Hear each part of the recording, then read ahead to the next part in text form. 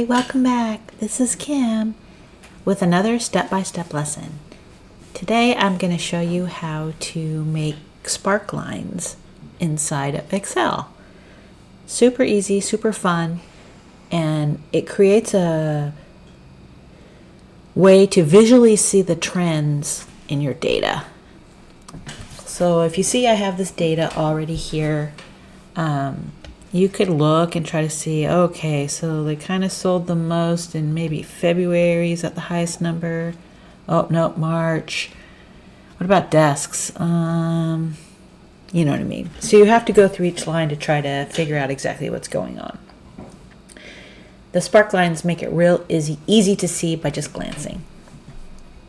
And wait to see how easy these are to create. You basically click in the box where you want the spark line to be created. And I'll show you what a sparkline is in a second if you're not sure what that is. So it's going to put it here in this box right here. So all you have to do is go up to your Insert tab, go to the sparkline area, click Line. It's going to ask you what your data range is. We're going to do chairs, so you just highlight chairs and press Enter. And there we go. So now we have the spark line for chairs. We can, while we have it highlighted here, it opens up the spark line tab, which gives us some options. We want to click the markers because that gives us all the points for each month. Okay, so then we don't have to go through the whole steps for each of these. We can drag this down. So you click the little node, handle, whatever you want to call it, and drag it down. So now it has the spark line for each one of these days, and you can kind of see where the spikes are. You can also do a column spark line, which works the exact same way. Insert, spark line, columns. We're going to highlight our chairs again and click OK, and then just drag them down. So now we've got two different spark lines that we can look at. Useful. You might want them bigger. You might want that to see it in a different way. I'm going to kind of show you something. You can make a dashboard. So create a new tab by clicking the little plus. Let's just right mouse click, rename. Let's call this dashboard. Let's make some little display areas. So we have chairs. What do we have here? We have chairs, desks, sofas, beds, and tables. Chairs, desks, sofas, beds, and tables. Okay. So that way we can put the spark line for each item right underneath it. We can see it a little bit better. We can make these cells much bigger. Let's drag them to about, let's do 150 pixels. And then the same with this. Let's see, 150. It's going to be kind of big, but actually probably don't need them so high. Let's do 100.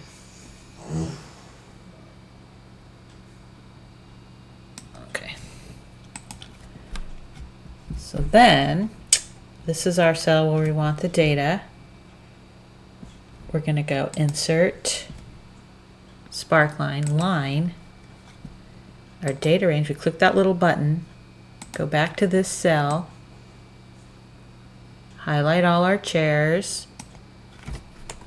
press Enter, press OK, and now it put it over here. Actually, I might want this even wider. Let's go 300. What the heck? So that you can see it a little bit better. I don't know. I'm just going to eyeball these. So here, let's do this one. Insert column sparkline. We're going to click this little button for our data range. Go back to this sheet. We're going to do the desks. Press enter. Okay. And now on our dashboard we have for the desk, for the chairs. Did I do desks? I think I did desks. Well, we can fix it. Insert column. So we're going to edit our data because I think I did the wrong one. So edit our data. We're going to end up right here, the Sparklines data. Yes, I did. I clicked the wrong one. So instead, we want this one. And press OK. There we go. That looks better. There's our low and our low. So there, I showed you how to fix it too. Bold, you can make this bigger. You can make that center. We can put line, oops, undo, fix that. Highlight these, and we can put borders, maybe a thick border, outside border. Yeah, anyways, so you can do that, and then we'll do the same for the others. Let's just do one more, desks. Let's just grab this and make it approximately the same size. Insert, line column, click on the little button, go to our other sheet. Now we're really going to do desks. And then press enter. Okay, so that added our desks. And then we're going to do insert column, and then go down to our other sheet. This time we'll do desks. It really does go here. Enter. Okay. Let's. Anyways, you get the idea. And this one, bold, and center, and bigger. I don't even know how big I made the other one. I don't think that's right, but it just gives you a visual, and you can make a dashboard. And then the cool part about this is you go over here and, oh my God, I had this number wrong. It was really 585.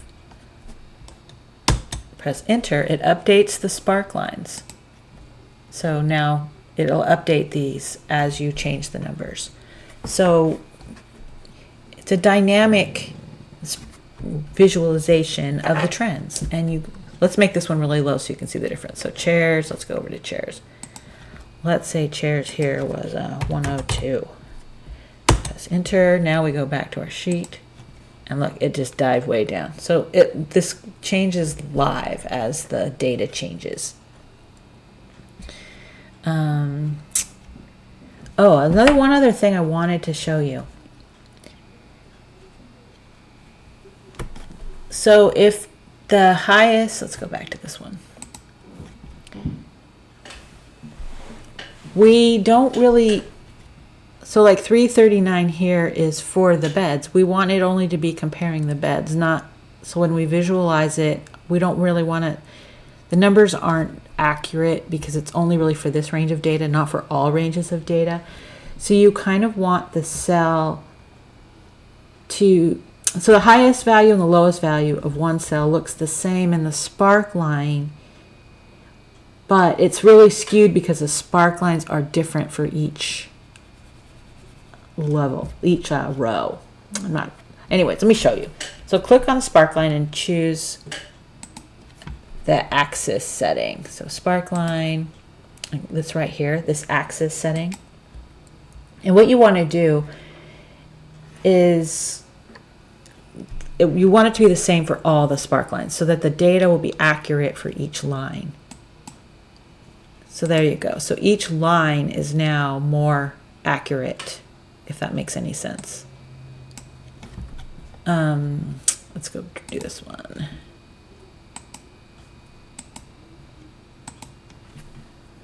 So these numbers are much higher than these other numbers. So like here's 700. And this is 182. So you want it to be accurate to the whole. I'm not explaining this well. So 700 is the high point here, where like 300 is a high point here. So if you want to really visualize how many more chairs you're selling than desks, you would do this. If you didn't care, if you just wanted to compare the chairs to the chairs, then how we had it before is right. But if you wanted to compare the chairs to the desks, we sell way more chairs than desks. I hope that makes sense. So if you don't care, like if you want to just do how many chairs you're selling over time and you don't care about comparing it to the other items over time, then you wouldn't want that. Then we could go back.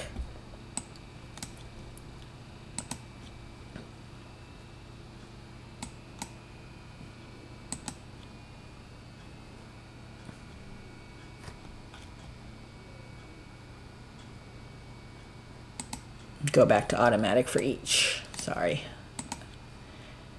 Automatic for each. So then that just compares desks to desks. But you look the high here, whatever it is, 365 is the high here versus 765. It looks the same. It looks like, oh wow, they sold as many desks as we did chairs. But this is really just comparing the desk information. This is just comparing the chairs. So I hope that makes sense. So that's in the axis. So it depends what you want to look at. Overall sales of all items and visualize it together. Or just the chairs with the chairs and the desks with the desks. I know I'm not explaining this well, but hopefully that helps. So anyways, here's your little dashboard. You could do it for each item. Like you can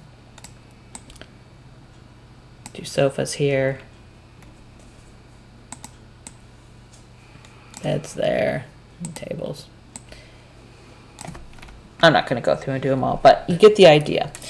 I forgot to add our markers here, so let's click on this. Sparkline markers. Just makes it a little easier to see the different points.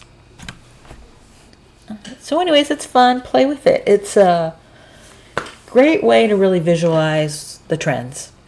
And I hope you find it useful, and hope you like this video. If you do, please click like, and I'd also appreciate it if you subscribe to my channel.